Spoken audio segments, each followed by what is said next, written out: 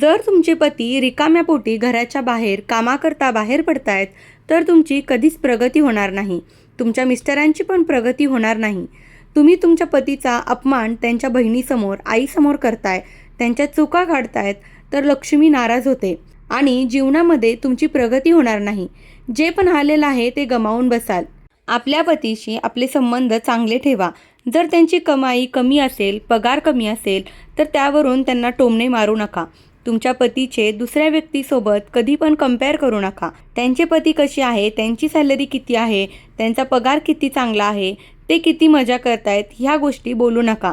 जीवनामध्ये कधीच प्रगती होणार नाही. त्याचप्रमाणे आपल्या घरामध्ये मिस्टरांना जोही काही पगार आहे, त्यामध्ये समाधानी राहा, सुखी राहा. लक्ष्मीची कृपा तुमच्यावरती होत राहील आणि नक्की तुमचे चांगले दिवस यायला लागतील.